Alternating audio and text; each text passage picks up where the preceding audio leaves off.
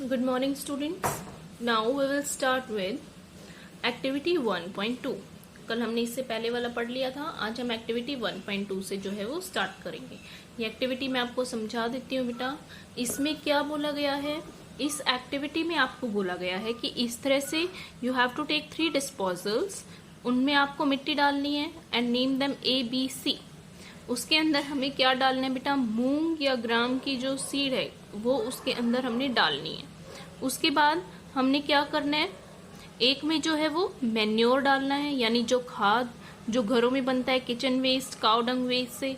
एक में हमें डालना है फर्टिलाइजर और एक में हमें कुछ भी नहीं डालना है।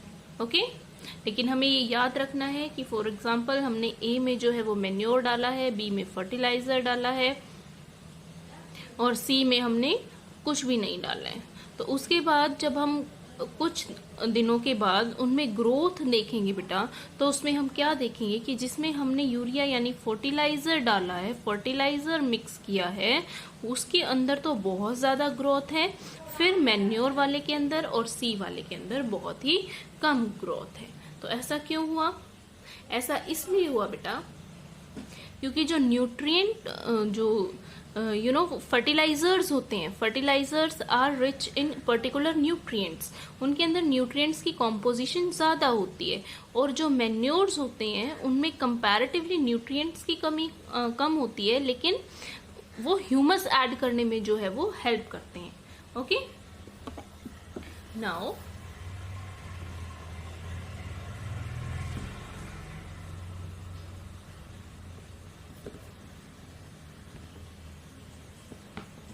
fertilizers are the chemical substances which are rich in particular nutrient. How are these different from manure? तो fertilizers क्या होते हैं? fertilizers chemical substances होते हैं जिनके अंदर particular nutrient जो है वो ज्यादा अमाउंट के अंदर होता है। How are these different from manures? अब ये manure से यानी खाद से अलग कैसे होते हैं? Fertilisers are produced in factories, ये मैं आपको पहले भी बता चुकी हूँ कि जो फर्टिलाइजर्स हैं ये फैक्ट्रीज में प्रोड्यूस किए जाते हैं। एग्जांपल्स जैसे कि यूरिया है, अमोनियम सल्फेट है, सुपर फॉस्फेट है, पोटैश है, sodium potassium, sodium phosphorus and potassium है, that is called NPK. The use of fertilizer has helped farmers to get better yield of crops such as wheat, paddy and maize. Yield क्या होता है? Yield होता है पैदावार। जो fertilisers का use है इससे क्या हो रहा है कि जो वीट है, पैडी है, मेज है, इनकी पैदावार तो बढ़ रही है, लेकिन इनका एक्सेसिव यूज होने की वजह से सोयल जो है वो time to time less fertile होती जा रही है। और fertilisers also become a source of water pollution, और जो फर्टिलाइजर्स है उससे वाटर पॉल्यूशन भी हो रहा है। वाटर पॉल्यूशन कैसे हो रहा है? सपोज वो ग्राउंड वाटर के साथ जो रेन आई फिर पानी के साथ मिक्स होकर ग्राउंड वाटर में भी चला जाता है कई बार, या बह के जो है वो रिवर बॉडीज के अंदर भी चला जाता है, जहाँ पे वो एक्वेटिक लाइफ को जो है वो इफेक्ट करता है।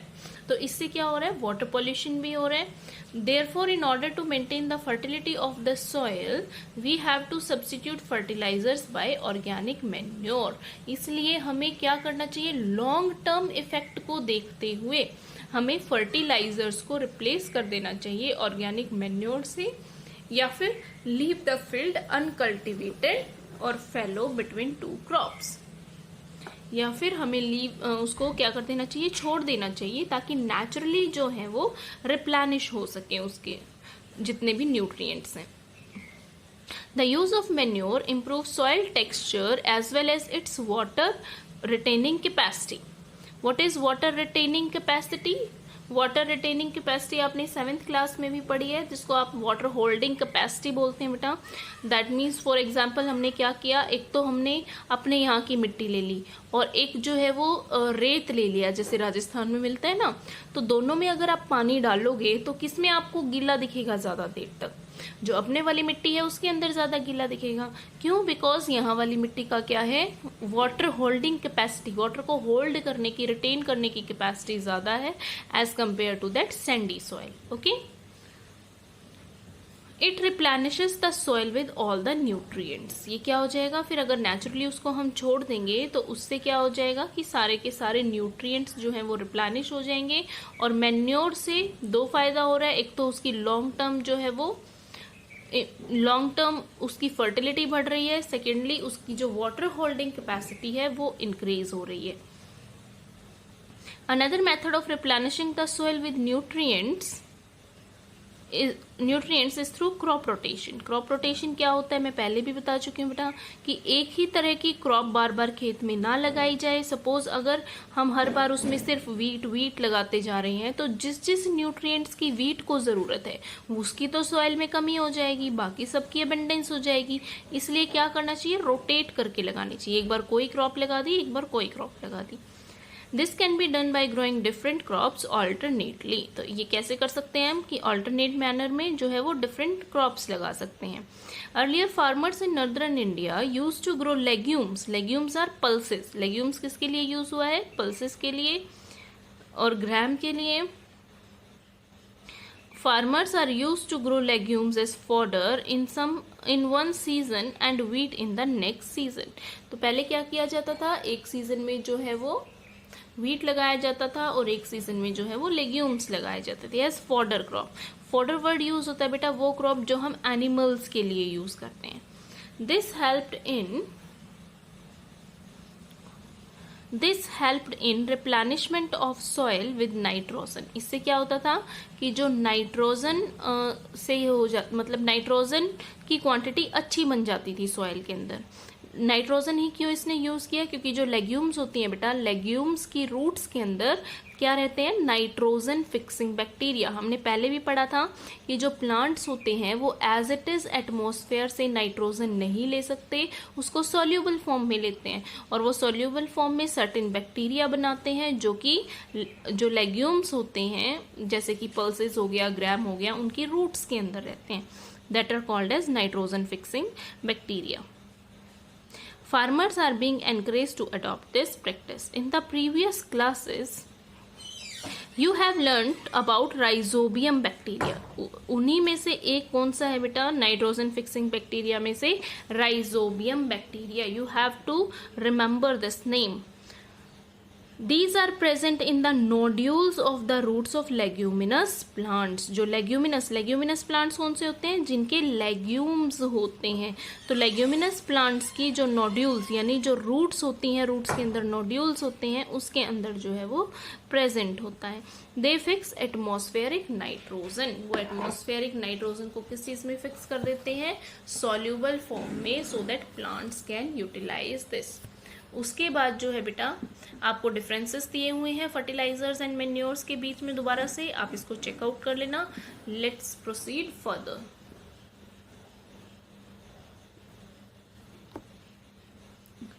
Now advantages of manure.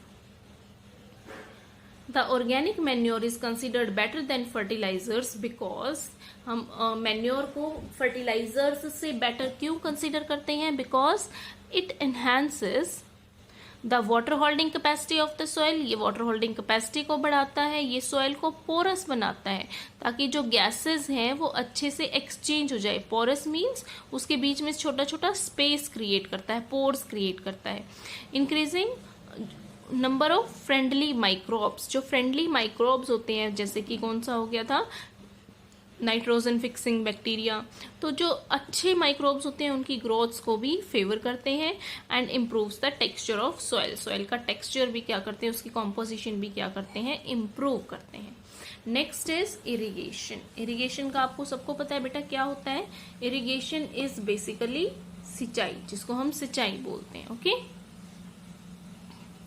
All living beings need water to live. सभी लिविंग ऑर्गेनिज्म को पानी की जरूरत होती है। पानी बहुत ज्यादा जरूरी है जो फ्लावर्स हैं, फ्रूट्स हैं या सीड्स हैं प्लांट्स की, उनकी प्रॉपर ग्रोथ के लिए। ओके, प्लांट वाटर कौन एब्जॉर्ब करता है, water is absorb by plant roots along with water and minerals and fertilizers are also absorbed। और उस पानी में ही डिजॉल्व फॉर्म के अंदर बेटा क्या होता है, जो मिनरल्स होते हैं सॉइल में से या फिर जो फर्टिलाइजर्स होते हैं वो एब्जॉर्ब किए जाते हैं। Plants nearly contain 90% of water. Plants की जो बॉडी होती है बेटा उसमें 90% पानी प्रेजेंट होता है। and is essential because germination of seed does not take place under dry conditions. और पानी इसलिए ज़रूरी है क्योंकि अगर ड्राई कंडीशंस होंगी, सूखी कंडीशंस होंगी, तो जो जर्मिनेशन है वो नहीं हो पाएगा. Nutrients dissolved in water get transported to each part of the plant. तो जो न्यूट्रिएंट्स एब्जॉर्ब हो गए हैं फिर वो प्लांट के पूरे पार्ट के अंदर जो है वो क्या होते हैं, ट्रांसपोर्ट होते हैं. Plants also protects the crop from Frost and hot air currents. जो वाटर होता है प्लांट को फ्रॉस्ट से और जो गर्म हवाएं होती हैं उससे बचाता है. To maintain the moisture of the soil, healthy crop growth, fields have to be watered regularly. अगर हम चाहते हैं कि हमारी क्रॉप जो है वो हेल्दी हो तो उसको डेली जो है वो पानी देना ज़रूरी है. Supply of water to crops at different intervals is called as irrigation. और इसी प्रोसेस को जब हम स्मॉल स्मॉल इंटरवल्स के बाद अपने क्रॉप को पानी देते हैं, सिंचाई करते हैं, तो उस प्रोसेस को हम क्या बोलते हैं, irrigation. That process is called as irrigation. Time और फ्रीक्वेंसी, फ्रीक्वेंसी मतलब हम कितनी बार पानी दे रहे हैं या किस टाइम पानी दे रहे हैं, ये क्रॉप टू क्रॉप वेरीज करता है, सॉइल टू सॉइल वेरीज करता है और सीजन टू सीजन वेरी करता है. Season two season, for example हमें रेनी सीजन में कम पानी देना पड़ेगा क्योंकि ऑटोमेटिकली जो है उनको पानी प्रोवाइड हो जाएगा. सॉइल टू सॉइल यानी जिसकी वाटर होल्डिंग कैपेसिटी कम है उसको ज़्यादा बार पानी देना पड़ेगा. क्रॉप टू क्रॉप, कुछ क्रॉप्स ऐसी हैं जिनको ज़्यादा पानी की ज़रूरत होती है, कुछ क्रॉप्स ऐसी हैं जिनको कम पानी की ज़रूरत होती है. In summer the frequency of watering is higher. Obviously जो गर्मियों में है वो ज़्यादा बार हमें देना पड़ेगा. क्यों? क्योंकि गर्मियों में जो है वो इवेपोरेट होता रहता है पानी सॉइल के अंदर से और लीव्स के अंदर से भी. देन बूजो wants to say something. I am very careful this year about watering the plants. Last summer my plants dried up and died. इस बार जो है बूजो काफ़ी सतर्क है अपने पौधों को लेकर, उनमें पानी वो टाइम टू टाइम दे रहा है क्योंकि लास्ट ईयर उसके सूख गए थे. Now sources of irrigation, what do you understand by source, की जो पानी है वो हमें कहाँ कहाँ से अवेलेबल हो सकता है इरिगेशन के लिए. वो वेल से, कुओं से, ट्यूबवेल से या फिर पॉन्ड से, lakes, river, dams and canals. इन सब के थ्रू जो है हम क्या कर सकते हैं, सिंचाई कर सकते हैं अपने फील्ड्स की.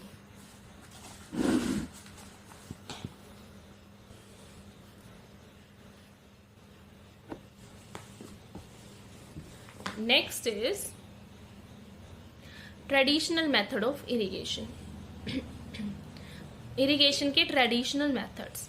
The water available in wells, lakes and canals is lifted up by different methods in different region for taking it into the fields. जो वाटर वेल्स के अंदर अवेलेबल होता है बेटा उसको अलग अलग तरीके से जो है कुएं से निकाला जाता है और फिर फील्ड्स में दिया जाता है. Cattle and human labour is used for this method. Human labour के साथ साथ कई बार कैटल्स भी यूज होती हैं, इसलिए ये मेथड जो है वो चीपर है, सस्ता है, लेकिन लेस एफिशिएंट है, कम पानी जो है वो पहुंचा पाते हैं. The various traditional ways are moat pulley system and chain pump system. तो जो हमारे ट्रेडिशनल वेज हैं जो हमारे बुजुर्ग, बड़े बुजुर्ग फॉलो करते आए हैं, that is pulley system and chain pump. Third one is dhekli and rahat, that is lever system. Okay. Pumps are commonly used for lifting water, diesel, biogas, electricity and solar pump used to run these pumps. आजकल तो क्या है बेटा, pumps लगा दिए गए हैं जो कि कॉमनली जो वाटर है या डीजल या कुछ भी है वेल्स के अंदर उससे पंप आउट करने के लिए इलेक्ट्रिक पावर के थ्रू जो है क्या किया जाता है, पंप किया जाता है, चाहे वो इलेक्ट्रिक पावर जो है वो सोलर एनर्जी से प्रोड्यूस की जा रही हो. Next is modern methods. Irrigation के जो है वो मॉडर्न मेथड्स की आज कौन कौन से जो मेथड्स हैं वो यूज करे जा रहे हैं. तो आज जो दो मेथड यूज करे जा रहे हैं कॉमनली बेटा, that is sprinkler system and drip system. Sprinkler system और कौन सा सिस्टम यूज किया जा रहा है, drip system. This system is more useful on uneven land where sufficient water is not available. The perpendicular pipes having rotating having rotating nozzles on the top are joined to the main pipeline at regular intervals. When water is allowed to flow through the main pipe under pressure with the help of a pump, it escapes from the rotating nozzles and it gets sprinkled on the crop as if it is raining. एक छोटी सी image आपको दी गई है बेटा, तो हम इस image के थ्रू जो है वो समझेंगे कि स्प्रिंकलर सिस्टम में एक्चुअली क्या होता है. Okay, let me adjust it. Okay, तो ये आपको स्प्रिंकलर सिस्टम दे रखा है बेटा. देखो ये आपकी क्रॉप्स हैं, दीज आर क्रॉप्स. तो पहले क्या की जाती है, एक लंबी पाइप लगा दी जाती है और उस लंबी पाइप से जो है वो छोटे छोटे नोजल्स 90 डिग्री पर लगा दिए जाते हैं इस तरह से. और उनके ऊपर क्या फिट कर दिया जाता है, यहाँ पर जो है वो फुआरा फिट कर दिया जाता है बेटा, नोजल फिट कर दिया जाता है. जैसे ही कुएं से पानी जाएगा इन पाइप्स के अंदर जाएगा, इन पाइप्स के साथ साथ क्योंकि पानी अंडर प्रेशर है तो इन नोजल्स के अंदर भी जाएगा और इस तरह से छिड़काव होगा क्रॉप के ऊपर से, जैसे कि क्या हो रहा है, बारिश हो रही है. ओके, आई थिंक आपको क्लियर है sprinkler system. Next is drip system. It is in this system the water falls drop by drop just at the position of the roots, so it is called drip system. It is best technique for watering fruit plants, gardens and trees.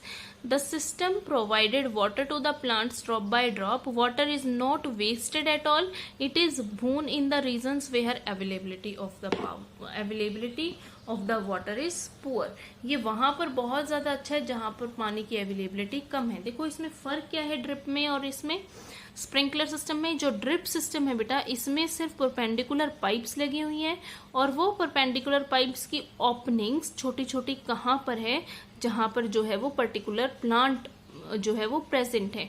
तो वहां पर क्या होगा, पानी सिर्फ उधर ही गिरेगा, उसकी डायरेक्ट जो जड़ है प्लांट्स की वहां पर गिरेगा. इस पे स्प्रिंकल सिस्टम की तरह नोजल्स यानी फुआरे प्रेजेंट नहीं है जो इस तरह से घूम घूम के क्या करेंगे, पूरी उसकी सिंचाई करेंगे. ओके, ड्रिप सिस्टम में क्या होगा कि ड्रॉप बाय ड्रॉप पानी मतलब कहाँ जाएगा, जहां पर वो प्लांट्स की रूट्स अवेलेबल है, लंबी पाइप्स हैं और ओपनिंग कहाँ पर होंगी, at the near the roots of that particular trees. तो ये जो गार्डन्स हैं या फिर बाग बगीचे हैं, जो बड़े ट्रीज हैं उनके लिए काफ़ी अच्छा रहता है. और जहाँ पर वाटर की अवेलेबिलिटी बिल्कुल कम होती है वहाँ पर ये चीज़ बहुत ही हेल्पफुल जो है वो मानी गई है.